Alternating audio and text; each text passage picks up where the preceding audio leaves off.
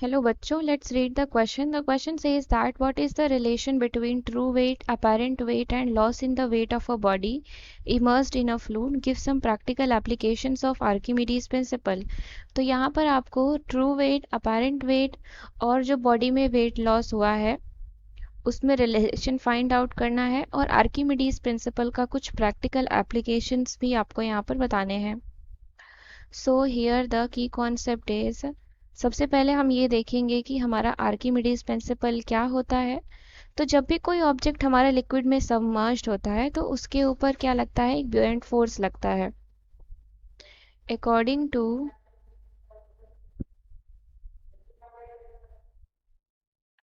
Archimedes principle, when a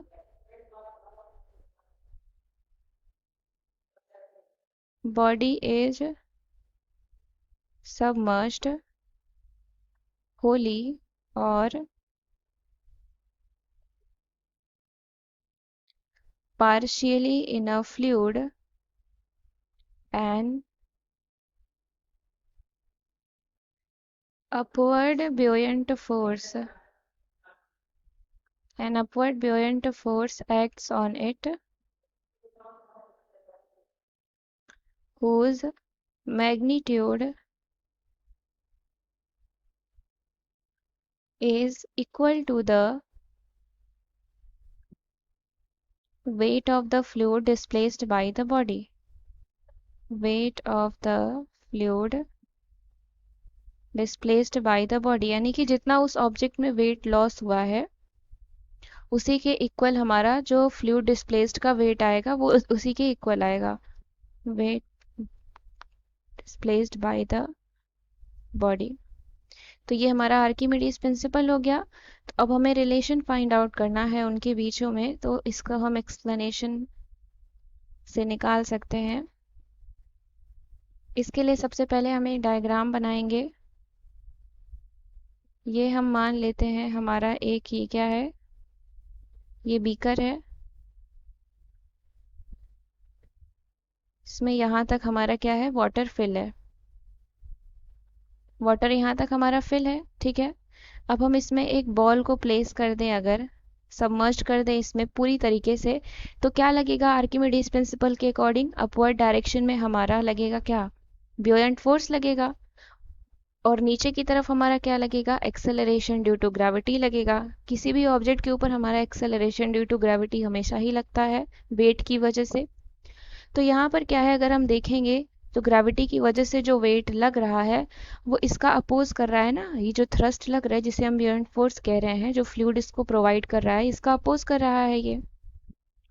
so from the figure we can see that weight due to gravity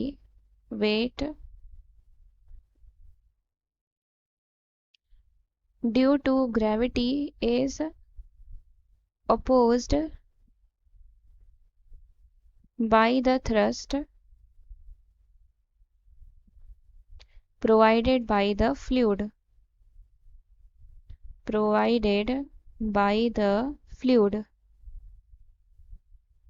तो जो liquid के अंदर object रहता है उसको क्या होता है, एक वेट लॉस फील होता है. Loss in the wait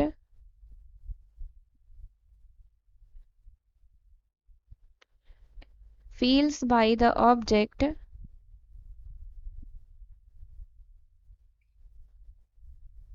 due to decreasement of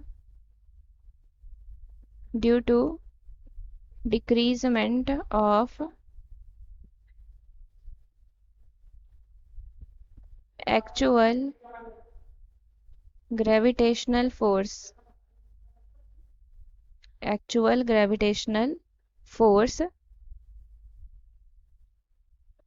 तो इसी की वजह से क्या होगा, यहाँ पर वेट लॉस होगा due to decreasement in actual gravitational force. तो इसका जो अपेरेंट वेट होगा अब क्या हो जाएगा, therefore the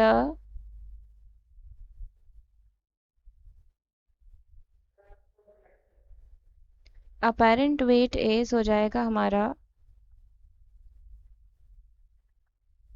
weight of object in air, weight of object in air जिसे हम क्या कहेंगे, ट्रू वेट बोलेंगे, माइनस ऑफ थ्रस्ट फोर्स जिसे हम ब्यूएंट फोर्स बोलेंगे।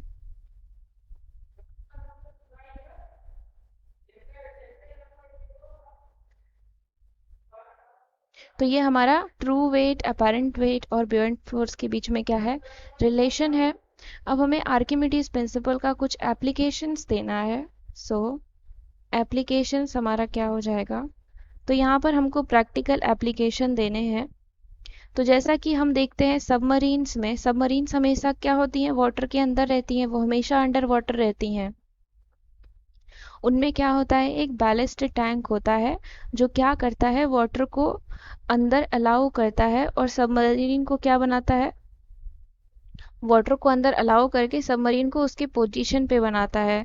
क्योंकि जो सबमरीन का वेट होता है वहां पर वो ब्यूएंट फोर्स से ज़्यादा होता है, तभी तो वो अंदर रहेगा। सिंक वो तभी करेगा जब वहां पर वो ब्यूएंट फोर्स क्या हो, कम हो उसके वेट से। सो जैसे कि हमारे सबमरीन्स होते हैं,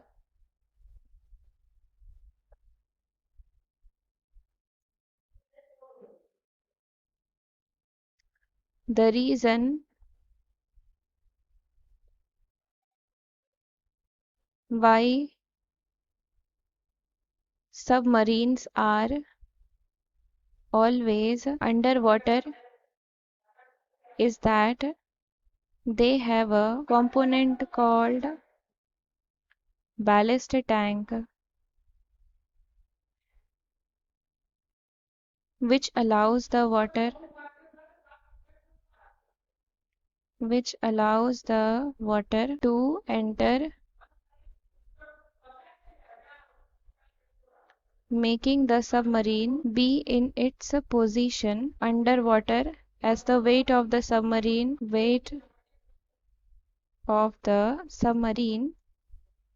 is greater than the buoyant force.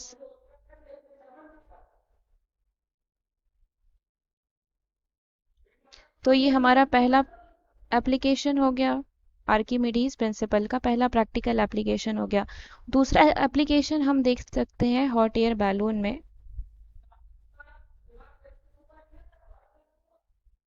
Hot air balloon, तो इसमें क्या होता है कि हम देखते हैं कि हॉट एयर बलून्स क्या करते हैं, राइज करते हैं और मिड एयर में फ्लोट करते रहते हैं। ऐसा क्यों होता है, क्योंकि जो ब्यूएंट फोर्स होता है हॉट एयर बलून का वो सराउंडिंग एयर से क्या होता है, कम होता है। और अगर जब ब्यूएंट फोर्स हॉट एयर बैलून पे ज़्यादा हो जाएगा तो वो धीरे धीरे डिसेंड करना स्टार्ट करेगा, यानी कि नीचे आना शुरू हो जाएगा। और ऐसा कैसे किया जाता है, ऐसा हॉट एयर की जो क्वांटिटी है उसको वैरी करके किया जाता है। तो हम यहाँ पर लिखेंगे the reason by hot air balloon rise and float in mid-air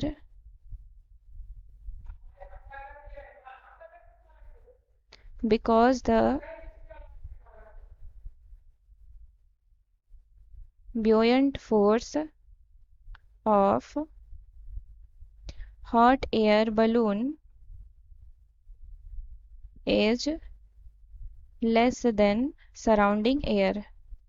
और यही अगर ज़्यादा हो जाएगा तो बलून हमारा नीचे आना शुरू हो जाता है, सराउंडिंग एयर। तो ये हमारे प्रैक्टिकल एप्लीकेशंस हो गए। I hope you understood it well. Thank you and best of luck.